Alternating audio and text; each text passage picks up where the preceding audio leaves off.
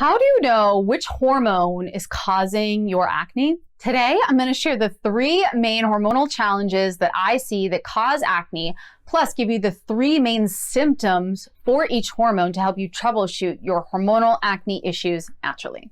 Lego. Hi there, my name is Therese, and after 15 years of struggling with acne, I finally cleared my acne naturally via my natural acne clearing program, The Clear Code. 9 years and thousands of clients later, I made it my life's work to get you clear skin without harsh chemicals, pills, and or creams. So make sure you subscribe to my program and hit the bell to be notified when I post a new video. There are 3 hormonal acne culprits that I see the most, and knowing which one you're struggling with will mean everything on your journey to clear skin. And spoiler alert, there is not a blood test that's gonna tell you what's happening. I'm sorry, I know. The 3 hormones that I see that contribute the most to hormonal acne in the most annoying ways are progesterone, estrogen, and testosterone. Usually with my clients, I see low progesterone, high estrogen, or high testosterone. Now, here's the deal. I know you, and I know you're like, well, can't I just go get a blood test? And I love you. I love this question. But I have to tell you, and here's the thing, I had this question too when I had acne. I always just thought, I'll just go get a blood test and they'll tell me and then we'll be good. But if you are not struggling with any of the following things I'm about to mention, your blood tests are probably gonna put you somewhere within a normal range. Again, I'm not a doctor, but this is just what I've seen after 9 years of working with clients to heal their acne. You're gonna be within a range of things, right? And you're gonna be even more confused and annoyed than when things first began, because you're gonna look at your hormones and you're gonna say, they look normal, but my skin is broken out. So here are some ways to know that your hormones are probably fine. You get a semi-regular period somewhere in between like 25 and 35 days. You get it every 25 to 35 days.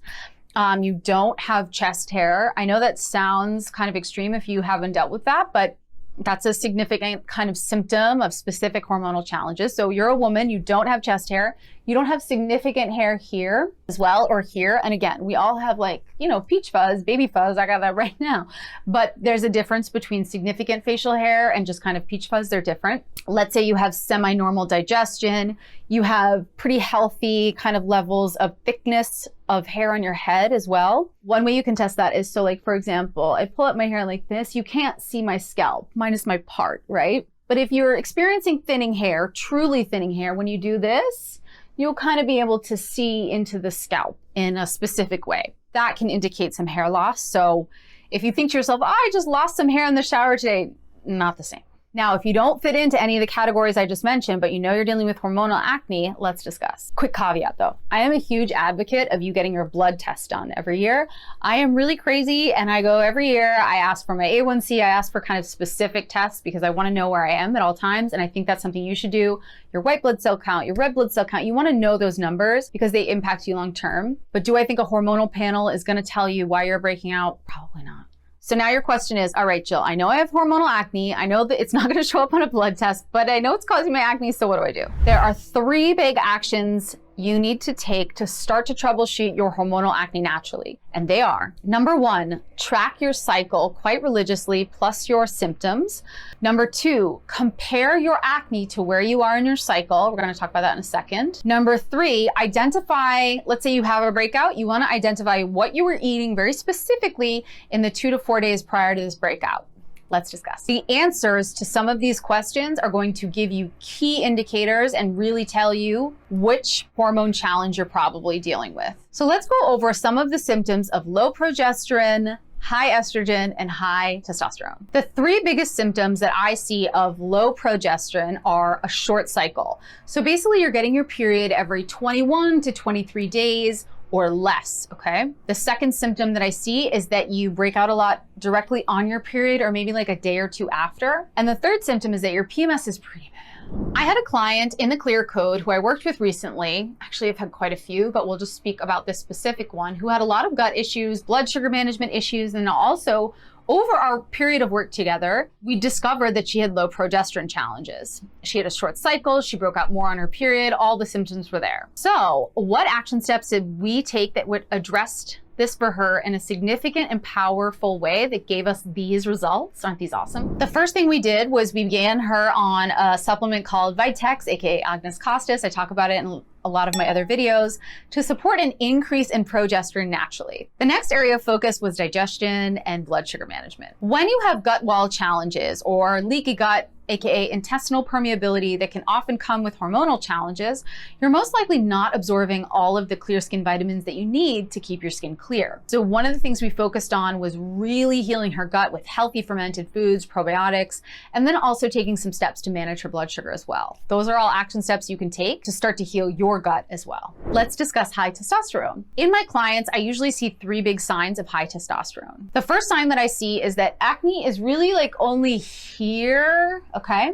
And then it's combined with these 2 others. The second one is that the client is really active from a weightlifting perspective. Not that they like run a lot or they bike a lot, but that they're doing a lot of weightlifting, maybe 4 to 5 times a week. And then they also have an increase in hair along their jawline and chin. And then maybe even they're feeling a little aggressive. Like basically you can see that there are certain lifestyle action steps that they're taking, plus a genetic predisposition, plus maybe they've just gotten off the birth control pill, so they're experiencing an androgen rebound. All of those things combined can tell me that we're dealing with some high testosterone. Here's an image of a client who fit this profile perfectly and was a really great fit for the Clear Code. Once we began the Clear Code meal plan and took the action steps below, her skin cleared so quickly. Isn't it gorgeous? Some action steps you can take to start to lower testosterone levels naturally are to explore drinking spearmint tea 2 times a day. There has been a study done that showed that it lowered androgen levels naturally. You can begin to significantly limit your dairy consumption. I am not telling you not to eat cheese. I am just saying drop it down.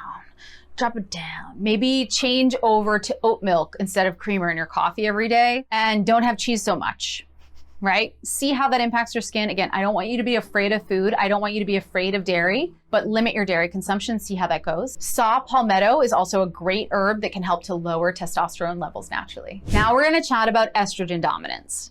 The 3 biggest symptoms that I see for estrogen dominance are water retention, weight gain, kind of a bloaty, puffy feeling pre-period, PMS in general, so just moodiness. I myself often deal with this. Plus, mid-cycle and pre-period breakouts are huge. Here's an example of a client who we identified pretty quickly through the Clear Code tracking system that we knew was dealing with estrogen dominance. Once we got her started on some of the action steps I'm about to share, plus the Clear Code meal plan, she's been amazing ever since. So what are 3 action steps you can take if you know you're dealing with some potential estrogen dominance? Number 1, going on a lower glycemic diet is going to positively impact your hormones from every level, aspect, all the things. So that's my first recommendation for estrogen dominance. It had a huge impact for me. Number 2 is another one of my favorite action steps, and it's consuming 2 cups of cruciferous vegetables daily. So arugula, bok choy, broccoli, cabbage, kale, all of those veggies are going to support healthy estrogen detoxification. They're going to support you so much. Number 3 is another one of my favorite action steps for natural acne clearing, and that is to check out bitter herbs like dandelion tea and chamomile tea. They support bile flow from your liver, which can help get rid of excess estrogen, which can help support acne clearing. Bonus hormone that we didn't discuss at the beginning that could be contributing to your acne, and that is cortisol. I usually see cortisol issues in clients when they come to me and they say that coffee breaks them out. I am a devoted coffee drinker, okay? Devoted. And my skin is very clear. I don't have acne. These clients that come to me, they say they're having problems with coffee. I actually know they're dealing probably with problems with cortisol. When you're dealing with cortisol challenges, you are also probably dealing with a little bit of estrogen dominance. But they'll come to me and you can kind of see if this sounds like you. But they'll be puffy mid-cycle. They'll feel kind of like they're wired but tired. I hate that feeling. And it's kind of a common cortisol stress response, and it's an adrenal gland response. So your sympathetic and your parasympathetic nervous systems aren't really working together the way they need to. And so you're having these heightened and falling levels of stress hormones, including cortisol. That's going to impact your acne. And then a lot of their acne is cystic. They don't just have like little guys, they got like cysts here. It's never the coffee, it's always the underlying continuous stress that we have to address first. So what can you do to lower cortisol levels naturally to support clear skin? Going on a low glycemic diet, again, is one of my favorite things, because when you spike and fall your blood sugar, really we just spike it, but insulin will create a massive crash for us. it just causes a lot of stress and it can contribute to cortisol challenges. So going on a lower glycemic diet is going to support you a ton. Lower your caffeine consumption. This is something that I definitely have had to struggle with a little bit over the years. And here's a pro tip for you. Espresso has the least amount of caffeine.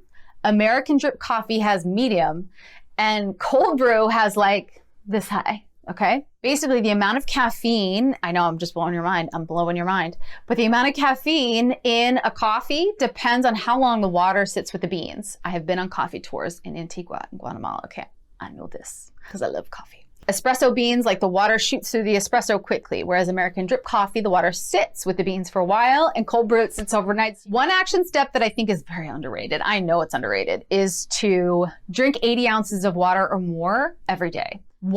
Drinking water, believe it or not, it lowers your stress response physiologically. When we're dehydrated, which a lot of us often are, it can be very stressful for the body, which can increase a lot of the stress hormones. So drinking a lot of water is actually going to help lower your stress response. The fourth action step you can take, I love recommending this one because I've found it to be so helpful and peaceful for me, is, I'm talking too quickly, is to take long walks. I usually aim for 10K steps a day. I try to get more most days, but that will really help give you kind of a sense of peace in your day. How do all of these steps sound? If you suspect hormonal challenges, but you aren't quite sure still what hormonal challenges you're dealing with, we dive really deeply into this in my program, The Clear Code. We define each client's kind of unique hormonal profile based on all the things that we see in their skin, their hormones, their periods, everything. And we get really deep into very specific action steps for them in their skin as well. So if you're interested in learning more about that program and applying to that program, the link to book a discovery call with me is below. It's an application-only program because I really want to make sure it's a good fit for you. So you can apply to the program below. I also want you to take action right now. If you are still confused about why you're breaking out in the first place, take my acne personality quiz via the link below. It'll help you define your acne personality type, define 3 recipes and 3 action steps you can take to start to heal your acne naturally from the inside out. Also, if you want to join a safe, private, and empathetic community of people struggling with their acne just like you, we have a private Facebook group where you can meet other people who have skin challenges and who want to support you there. If you like this video, make sure you subscribe to my channel and hit the bell to be notified when I post a new one. I would love to support you. If you know someone who could benefit from this information about natural acne healing, please send them this video. I would love to be the spark of inspiration that really helps them begin their acne healing journey. So, thanks for being here, and I'll see you in the next video.